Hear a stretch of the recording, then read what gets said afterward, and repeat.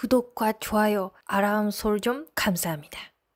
좀 이제 이번에는 좀 이제 경제, 일본의 이제 그 뭐냐 일하는 사회인 관련 이야기인데 이건 좀 학생들 대상으로 한 이야기입니다. 자, 여러분, 우리나라에서 인턴이라고 들으면은 장그래 씨 생각나잖아요.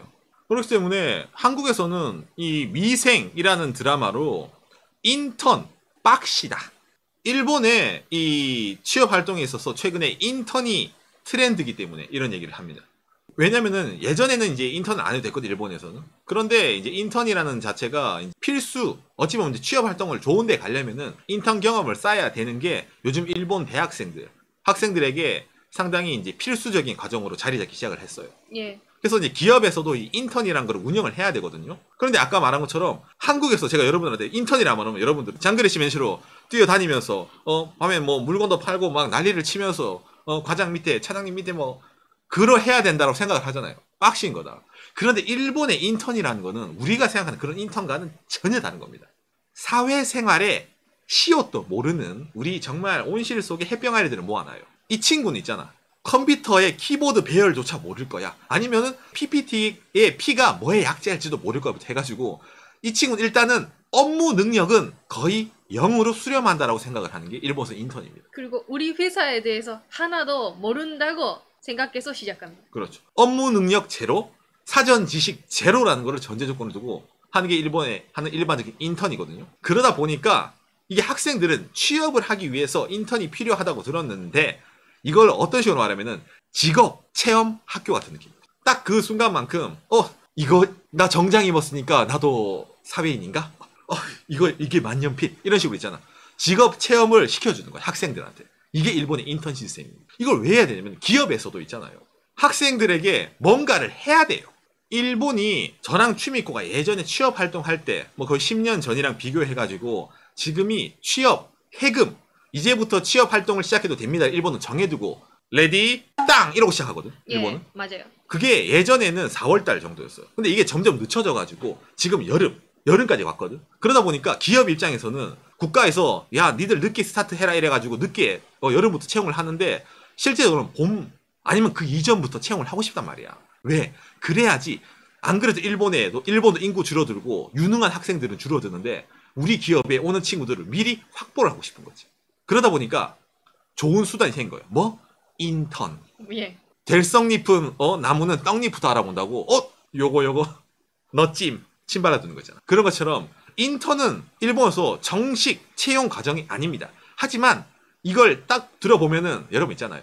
1차 시기 이전에 0차 시기라고 그 친구를 미리 찜을 해두는 거지. 내부적으로. 그 친구들이 나중에 진짜 취업활동 때 이력서를 넣고 들어왔을 때 그 친구도 그 기업에 들어오고 싶으면 이럴 거 아니야. 제가 작년에 여기 와서 사실은 저기 계시는 저쪽 부서 사원님이랑 점심도 같이 먹고 했다는 이러면은 그래? 자네 알고 있지. 얘긴 들었어. 그러면 스무스하게 가는 거예요. 그래서 기업에서는 이 인턴이란 것을 좀 조기 채용에 사용하는 목적이 있습니다. 공식적으로는 인턴은 채용 과정과 전혀 노상관이라는 게 이게 공식입니다. 하지만 실상 그렇지 않다는 거죠. 자, 그러면 여러분 이게 기업 입장에서도 이 인턴이란 것도 어떻게 보면 중요하잖아요. 왜냐면은 미리 학생들을 파악을 해야 되잖아. 그런데 여기서 일본도 좀 쇼킹한 뉴스가 하나 떴습니다. 자, 이 뉴스를 보면서 얘기를 하도록 하죠. 그 인턴을 지휘하는 그 회사의 사원 있잖아요. 사원이 대행업체 사람. 대행업체. 무슨 말이냐? 저 그 기업에 꼭 가고 싶습니다, 선배님. 그래, 우리 기업은 빡실 건데 열심히 준비하도록. 근데 그 사람이 대행업체 사람. 웃기네. 그러니까 이 친구들이 열심히 하다가 저 사원이 정말 대단한 것 같아. 야, 이 회사는 될 회사다. 왜? 우리를 가르쳐주는 저 사원이 정말 대단한 능력을 보여준다. 이 회사 꼭 들어가고 말 거야. 그런데 외주? 안 계시네?가 되는 거죠. 상당히 쇼킹한 일이거든요. 이게 왜 이렇게 되냐면 이게 뭐 기사에도 전체로 나오는데 기업이 있잖아요. 인턴을 부르는 게 부담이 됩니다. 예. 기존에는 없었어. 이런 시스템이 없었는데 갑자기 이걸 하래. 다른 기업 다 하니까. 채용 일정은 늦어져요. 그런데 우수한 학생은 빨리 보고 싶어요. 그런데 다른 기업이 먼저 앞다퉈 해요. 그러면 우리 기업 어떻게 하면 사장님, 인사부라든지 교육 그쪽에 HR 쪽에 사람들을 넣기가 힘들어. 왜? 다른 데는 일손이 없으니까. 맞아. 인사부 사람들은 정해져 있어요. 예, 정해져 있어요. 예. 맞잖아. 인사부는 정해져 있잖아요. 거기에 사람들 막 넣고 이럴 수 없잖아. 인사이동을. 그러다 보니까 머리를 쓰는 거지. 딱 그때만. 어차피 인턴 뭐 1년 365일 회사에 있을 것도 아닌데 그럼 한 있어봤자 몇 주 있을 건데 딱 그때만 우리가 합시다. 그럼 어떻게 해요, 여러분? 비즈니스는 이런 틈새 시장을 노리는 일본 업체들이 엄청 많이 있습니다. 인턴 사원 대행, 그 다음에 면접 대행도 있습니다. 이 대행업체 사람들이 어떤 식으로 하냐면은 여기 또 등장을 해. 그리고 학생을 모아두고 내가 여기에 여러분들 담당할 누구입니다. 라고 얘기를 해요. 대행업체 사람이. 그리고 해. 그리고 나중에 면접 가기 전에 여러분 리크루터 면접이라고 일본에 있는데 그 회사의 사원이 그 회사 지원한 사람들을 미리 만나러 가는 거예요. 면접 전에. 어떤 사람이 지원하냐. 그러면 진짜 외주업체 사람이 그 회사 사람인 것처럼 해가지고 왜 우리 회사에 지원하고 싶지? 아 그래. 우리 회사 요새 영업이익이란 그거 알고 있어? 나 때는 말이야. 뭐 출장 가고 야 보소. 이런 선배님이 계시구나. 몇만 좋을까요? 선배님처럼 되고 싶다라고 해서 이 선배님 질문이 날카로웠어. 나도 이 회사에 입사해서 저런 선배님이 돼야지. 그리고 입사하니까 걔 외주가 예. 되는 겁니다. 그런 선배는 없었다. 그런 사람은 저희 회사에 없습니다. 아니 근데 나는 여기 왜 있는 거지? 네. 진짜 있었대요 그런 거. 이게 있습니다, 여러분. 실제로 있었던 일입니다. 예. 저번에 우리가 만난 저 K 회사 오늘은 S사에서 만났네. 너의 이름은? 너의 직급은? 너의 소속은? 이렇게 뜰 거 아니야. 그때 잠깐 만난 그 두 사람은 운명적으로 다시 만났는데 기억을 못한다 서로.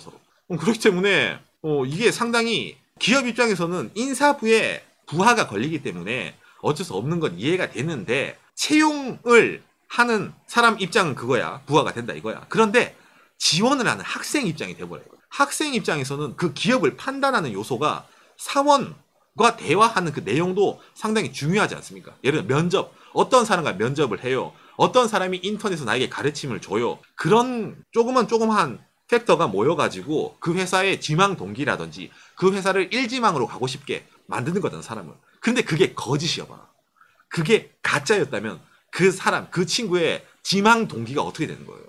상당히 문제가 생기는 거죠. 맞아요. 그렇기 때문에 이걸 하는 게 뭐 어떤 외주 쓰는 게 제가 나쁘다고 하는 게 아니라 할 때는 저는 외주에서 파견 나온 누구누구입니다. 회사 명찰, 사원증을 달고 있지만 저의 원소속은 어디 대리 주식회사입니다. 그러니까 여러분들은 이 자리에서만 저를 사원으로 취급해 주시고 나가면은 우리는 모르는 사람이에요. 하고 설명을 하고 시작하면 상관이 없는데 그런 게 없다는 거지. 처음부터 끝까지 그 회사 사원인 것 마냥 했기 때문에 이게 문제가 된다 이거죠. 이 대행하는 업체에서. 그런데 이 대행업체 말로는 매년 의뢰하는 기업 수가 폭발적으로 늘어나고 있다고 합니다. 맞아. 왜? 저 기업도 인턴 하네? 우리 기업도. 그런데 하려는데 아는 친구들이 없어. 인턴이라면은 그 학생들은 다른 인턴도 갔다 올 건데 이미 수준이 높아졌을 거 아니야. 우리 회사 인턴 프로그램이 다른 회사보다 못하면 저 친구는 우리 회사를 선택해주지 않을지도 몰라. 불안한 거지. 그럴 때는 그렇죠. 전화가 걸려옵니다. 여보세요? 인턴 프로그램 운영 찾고 계시나요? 전문가가 있습니다. 믿을 수 있는 실적으로 여러분들에게 신뢰감을 드립니다. 지금 당장 계약하지. 이런 식으로 될 거 아니야. 맞아. 노하우가 없으면 일단은 찾게 되잖아요. 대한민국이든 어디든 있잖아요. 일본이든 능력 있는 친구들은 취업을 골라서 갈 수 있는 사람들 물론 있습니다. 특히 그런 사람들을 기업들은 모두 얻고 자잖아. 유능한 친구들을. 경쟁사에게 뺏기기보다는 우리 회사로 오게 하고 싶잖아. 그러다 보니까 이 인턴에도 회사에 흔히 말하는 자존심이 걸려있는 거죠. 본인들이 하기보다는 믿을 수 있는 외주에 맡기자라는 것도 이해가 뭐 안 되는 건 아닙니다.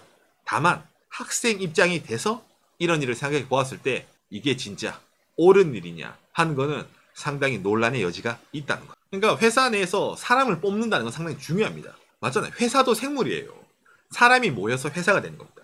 예. 맞잖아. 단순한 뭐 기업은 뭐 실적이라는 숫자가 아닙니다. 사회 공동체이기 때문에 어떤 구성원들이 거기에 소속돼 있냐가 그 회사의 컬러, 뭐 여러 가지 방향성을 정하잖아요. 그러다 보니까 인사는 상당히 중요한 거죠. 그런데 그걸 약간 어떤 의미를 보면 좀 이제 대세에 따르겠다 돼가지고 소홀하게 한다든지 아니면 그 인사를 믿었던 학생들을 실망시킬 수 있다는 이런 정책 자체가 상당히 논란이 된다는 거죠. 이런 것에 대해서. 자, 지금 구독 안 하고 보고 계시는 분 계시면 바로 구독하시고 행복하세요. 다시 한번 지금 구독 안 하고 보고 계시는 분들 바로 구독하시고 하시고 좋아요도 눌러주세요. 이미 구독한 사람들은 좋아요 푸시 푸시 잘 부탁드립니다. 감사합니다.